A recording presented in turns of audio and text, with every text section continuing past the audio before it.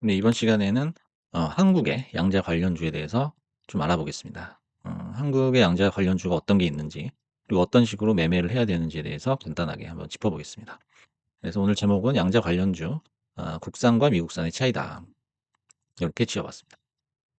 그래서 이제 여러 가지 이제 관련주들 이렇게 미국이랑 한국을 비교를 해보면, 어떤 펀더멘털 쪽으로는 이제 기술을 글로벌하게 주도하고 있는 미국의 그 나스닥의 관련주들이 주류다라고 볼 수가 있죠. 그래서 이제 사업 영역을 봐도 우리가 핵심적으로 양자 컴퓨팅을 연구를 하느냐 아니면은 그냥 관련주를 엮이느냐, 그 차이 정도라고 보시면 될 것 같습니다. 그래서 이제 대표적인 이제 한국의 양자 관련주가 한국 첨단 소재죠. 한국 첨단 소재. 오늘도 지금 시간이 3시 반인데 지금도 상을 쳤습니다. 그래서 상을 도대체 몇 번을 쳤는지 한번 세 보겠습니다. 오늘도 쳤으니까 한 번, 두 번, 세 번, 네 번, 다섯 번, 여섯 번. 여섯 번 상을 치고 쭉 올라 가지고 지금 오늘 이제 종가가 9,370 원입니다. 그래서 알아보면은 이제 기사를 하나 볼게요. AI 열풍 이어받는다 양자권 관련주 들썩. 그래서 이제 한국 첨단 소재 같은 경우에는 광통신 부품사다 이렇게 나와 있어요. 그래서 양자 암호 통신 장비를 공급한다라고 나와 있습니다.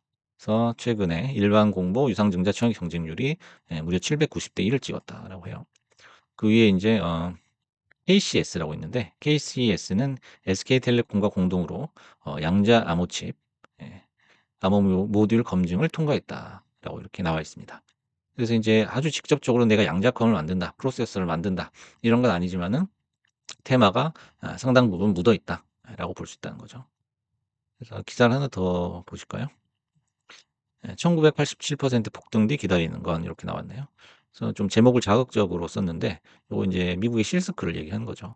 그래서 양자 테마주 실적을 까 보니까 적자가 수두룩하다라고 했는데 그 양자 테마주 자체가 어떤 실적 테마는 아니기 때문에 적자인 게 어떻게 보면 당연한 거죠. 그래서 국내 양자 컴퓨터 테마주의 주가 추이를 이렇게 나타냈습니다. 그래서 이제 대부분이 인제 영업 손실이다라고 인제 나와 있네요. 또 최근 1개월 상승률.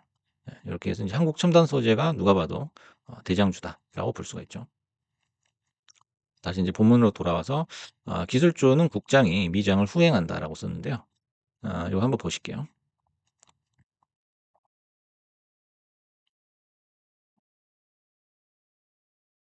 한국 첨단 소재의 어떤 우리가 이제 언제 잡아야 되느냐라는 거죠.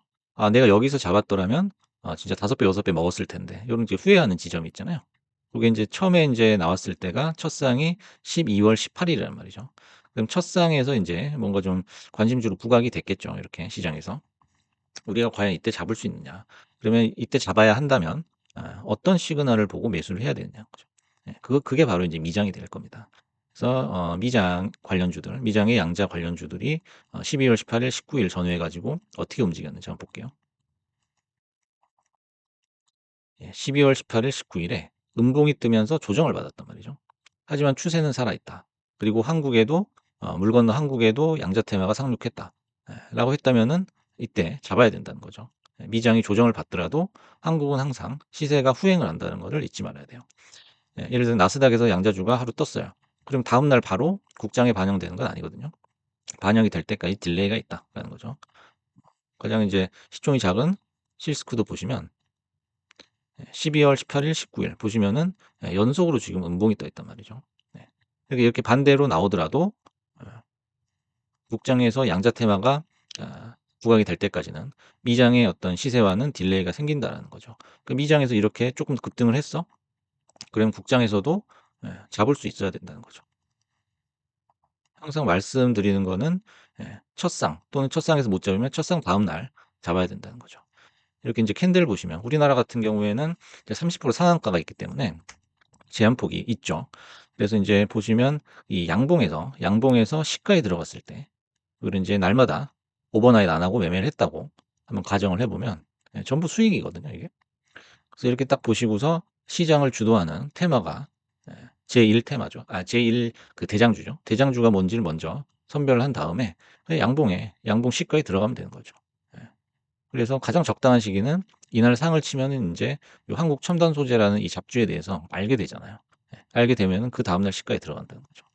그래서 어떤 흔들림이 있더라도 미장이 폭삭 깔아앉기 전에는 예 매도를 안 한다. 요런 개념이라면은 스윙으로 아마 크게 먹었을 것 같습니다. 그래서 인제 일상 후에 빠른 매수가 최적의 타이밍이다. 근데 요거를 할 수 있는 분들이 그렇게 많진 않죠. 그다음에 이제 가장 큰 변수는 바로 상한가인데 오늘도 인제 상을 들어가면서 여러 번 상이 풀렸죠. 여기 보시면은 인제 장 초반에도 많이 흔들었고요. 그 흔들만 하죠, 많이 올랐으니까. 저 상을 찍고서도 한번 훅 내리고요.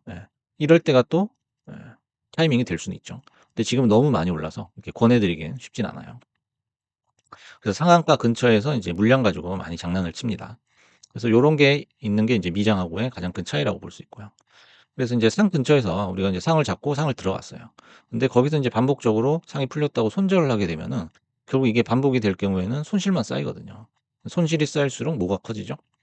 우리의 욕심이 커져요. 그래서 탐욕스럽게 되면은 이성을 인제 상실하게 되죠. 그래서 감정적인 매매, 내동 매매로 이어지기 때문에 상 근처에서 두어 번 인제 손절을 했다 하면은 그 종목을 탈출하는 게 맞습니다. 그 종목에선 내가 아 수익을 먹을 수 있는 그릇이 안 되는 거죠. 그래서 인제 30%의 덫에 걸리지 말라는 거예요. 양자주 같은 경우에는 굉장히 큰 테마예요.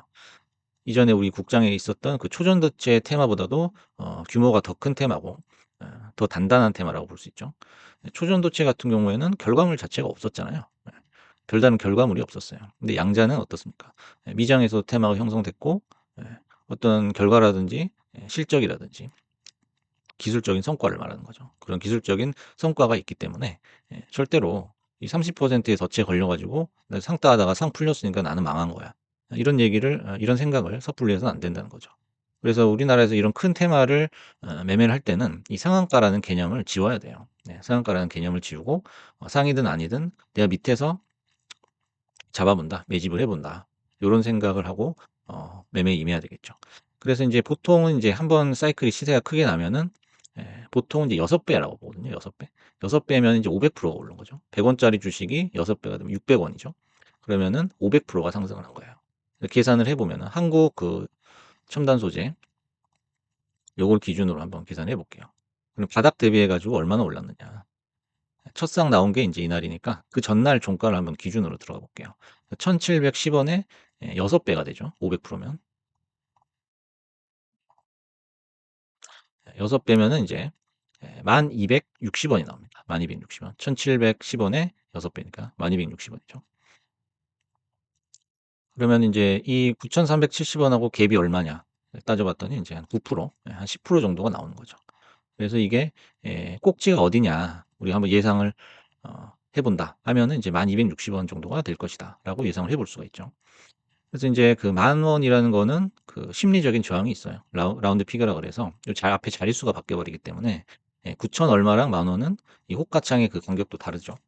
호가창의 그 간격도 다르고 하기 때문에 뭔가 좀 심리적인 저항이 있죠. 그래서 아마 10,000원을 살짝 넘기고 나서 음 굉장히 인제 차익 실현 물량이 쏟아질 것이다. 요렇게 예상을 해볼 수가 있겠어요. 그러면 인제 1260 원이라면은 이제 오늘이 화요일이니까 내일 수요일장 기준으로 했을 때 한 10% 정도가 되죠. 10% 언저리에서 인제 변곡점이 생길 것이다. 이렇게 예상을 해볼 수가 있습니다. 그래서 인제 10% 내외에서 내일 그 모습을 보고 강하게 돌파해서 그 위로 가 버린다. 그러면 이건 뭐 10 배도 가죠. 하지만은 거기서 인제 차익 실현 물량이 쏟아진다면은 조정을 받게 될 것이다라는 거예요. 그 조정이 인제 며칠이 걸릴지는 이제 봐야 알겠지만은 조정을 들어가는 그 조정 초입에 우리가 매수를 해서는 안 된다는 거죠. 그리고 인제 미장 같은 경우에는 아이온큐가 지금 대장인데 대장이 좀 부진하더라도 나머지 인제 개별주들이 알아서 잘 움직입니다. 뭐 뉴스가 나오면 뉴스에 따라서 움직이고 또 어떤 수급에 따라서도 움직이고 하는데 인제 그 국장 같은 경우에는 1 등주가 인제 고개를 숙여 버리면 나머지들도 다 고개를 숙이게 되죠. 그리고 나머지가 고개를 숙여도 나머지 오늘 다 인제 빠졌죠. 아이온플러스, 코이버, 뭐 엑스게이트 그다음에 뭐 KCS 다 빠졌는데 빠지더라도 1 등주만큼은 상을 친다라는 거예요. 거의 인제 직전의 영역이라고 봐야 되겠죠. 그래서 오늘 이렇게 알아봤는데요. 양자랑 이제 비슷한 게 예전에 이제 초전도체였죠. 그래서 인제 "급락을 한다. 뭐 여기서 사면 망한다." 하는데 그 신성 델타테크의 그 한 1년 반 정도인가요? 1년 반 정도의 어떤 흐름을 이렇게 보시면은 요 정도에 왔다고 보시면 됩니다. 지금 양자가. 양자가 요 정도에 왔어요. 그다음에 쭉 빠지겠죠. 예. 몇 개월 빠질 거예요. 빠지다가 또 인제 요 전고점 돌파하면 급등을 하게 된다는 거죠. 요 급등하는 시기는 미장에서 어떤 기술적인 퀀텀 점프가 있을 때죠. 예. 그때는 정말 강하게 치고 올라서 아마 지금의 이 9,000 원이 싸 보일 수도 있다라는 거죠. 그래서 지금은 9,000 원이면은 거의 뭐 꼭지다라고 생각을 할 수 있겠지만 나중에 봤을 때는 이게 굉장히 낮은 가격으로 보일 수도 있을 것이다라는 거죠.